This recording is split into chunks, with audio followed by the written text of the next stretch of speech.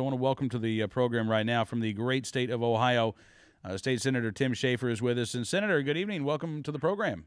Good evening. Thanks for having me aboard. You bet. And congratulations. Senate Bill 17, your legislation that really affirms the right to keep and bear arms. It expands the right to carry provisions in the state of Ohio. It is on its way to Governor Kasich's desk. How do you feel tonight? I feel ecstatic. This is a basic right we've needed to restore to Ohioans for some time, and we passed it out of the Senate last session, but the prevailing winds in the House of Representatives at the time weren't favorable to the bill, but the November election last year was very good to us, and so we got a new House, and we got it passed. So you're right. It's on the way to Governor Kasich's desk.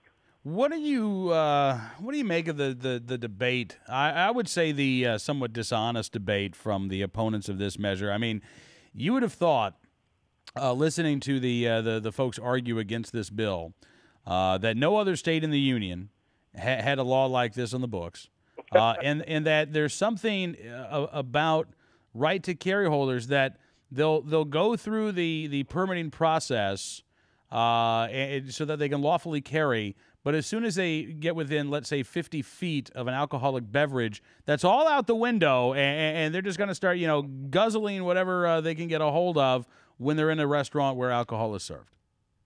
Battling those mistruths and half-truths and just all-out lies out there was a big part of the problem.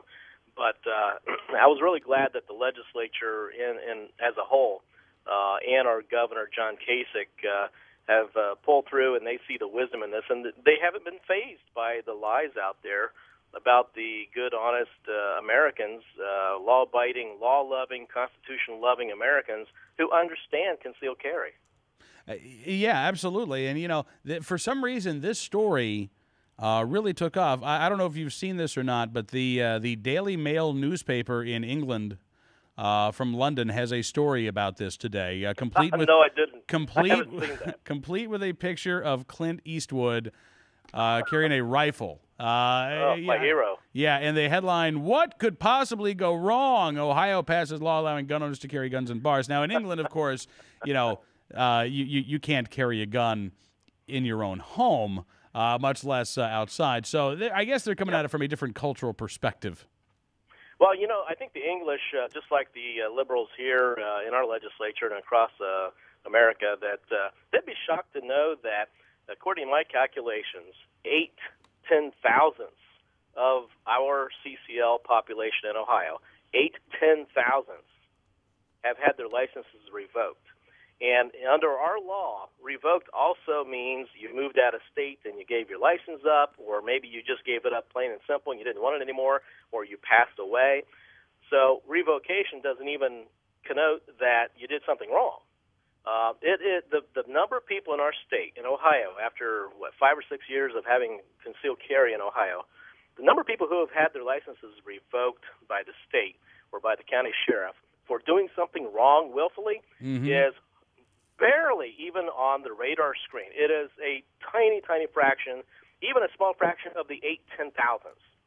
So when you got that kind of and when you got that kind of data, the liberals just don't know what to say. They don't have a comeback, and that's what we saw in the House committee this week when we were under attack by a couple of our liberal friends who absolutely hate concealed carry.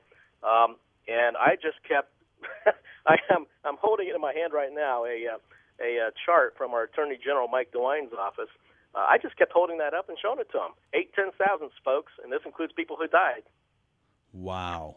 You can't argue it. No, you can't. Which frankly is why the arguments from these folks really haven't changed since the debate over right to carry in Florida back in the mid '80s. I mean, they're that script that they're relying on is pretty old. But it's sad. The sad thing is, Senator, it doesn't matter how old it is. You constantly have to go back and rebut these tired arguments because they always get a brand new hearing from some of the press outlets who are also opposed to these efforts. They're always going to get a friendly voice. We can't give up. We can't let up. And just because we've got this great victory in Ohio this week does not mean that we can take a back seat now. We can rest.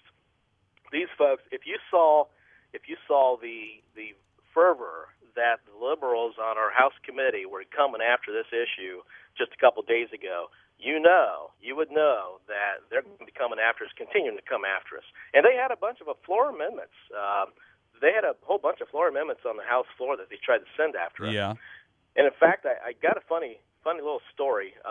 One of the folks, I understand, I have not seen the video. Our video is available on the internet of our House and Senate sessions, but apparently one of the more liberal attorneys who was arguing against this legislation on the House floor didn't even understand, and I find this hard to believe. You'd think they read the Constitution. You get out of law school and you've studied the Constitution. When it came to the word militia, when he was quoting from the Second Amendment, mispronounced it and butchered it. What? Didn't understand what the word was. What? Really? This is the kind. Militia. Militia. Militia. Yeah, that's militia in their language. So, when you're talking about folks who haven't even educated themselves on the facts and they simply go with the pop stereotypical culture of whatever the fear mongers are saying, we cannot let up. We have stopped. We've got to stay very, very vigilant on concealed carry and all gun rights.